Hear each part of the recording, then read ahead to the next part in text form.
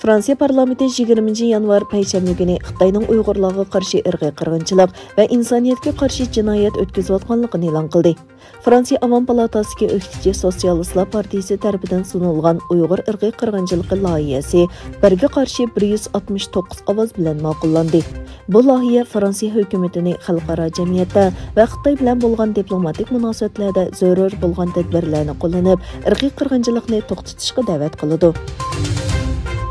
Yevropa parlamentining Xitoyning Hong Kong, Sharqi Turkiston va Tibetga kishilik huquq tafsandachiliklari sababli Beijing qishloq olimpikni boykot qilish loyihasini ma'qulladi. Bu loyihaga asosan Yevropa Ittifoqi komiteti, Yevropa Ittifoqi kengashi va Yevropa parlamentining amaldorlari, shundaqla a'zo davlatlarning hukumat amaldorlari va diplomatik vakillari Beijingda o'tkazilgan qishloq olimpik musobaqasiga qatnashmasligi kerak. Janubiy Xitoy dengizidagi talash-tortishlik rayonida Xitoy bilan Amerika o'rtasidagi yangi jiddiylik paydo bo'ldi.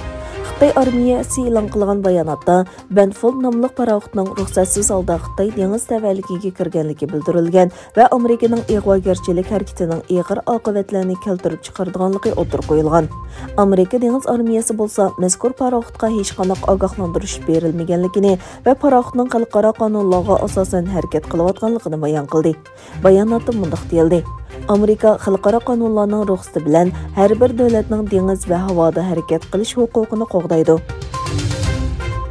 Hindiston o'zining darajadan tashqari Berahmos chorlag'uchi boshqarilgan bombasining yangi nusxasini muvaffaqiyatli sinov qilganligini e'lon qildi.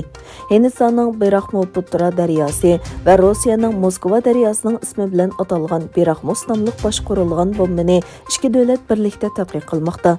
Ovozdan 2.8 sasi tez bo'lgan bu boshqarilgan bombani havo, quruqlik va dengizdan qo'yib berishga bo'ladi. Rossiya, Xitoy va Eron Hind okeanida g'oyat zo'r manevr o'tkazishga tayyorlik qilmoqda. Eron yarim rasmiy xabar agentligi ISNA'ning xabar qilishicha, 3 davlatning dengiz armiyasi tashkillagan manevr bugun boshlandi ekan. Kanada tashqi ishlar ministri Melanie Jolie agar Rossiya Ukrainaga hujum qilsa, davlatining Amerika va Yevropa ittifoqining og'ir jazo yurgizishini qo'llaydiganligini aytdi. Kanada tashqi ishlar ministri Melanie Jolie Ukraina va Fransiyaning keyin ziyorati bo'lgan Belgiyaning poytaxti Brюsselda Yevropa ittifoqining tashqi munosabat va bexatarlik siyosati yuqori darajalik vakili Josep Borrell bilan ko'rishdi. Xitoyning yer sharini aylangan ilmiy ko'zlash sun'iy hamrohi Rossiyaning bultur boshqarilgan bomba bilan parchalayotgan sobiq axborot sun'iy hamrohning axlatlari bilan so'qilib ketish xavfiga duch kelgan. Xitoy davlatlik olam qatnashi idorasining bayonotida axlat parchalarining Xinhua ilm-fan sun'iy hamrohi bilan 14.15 metr yaqinlashganligi o'tirib qo'yilgan.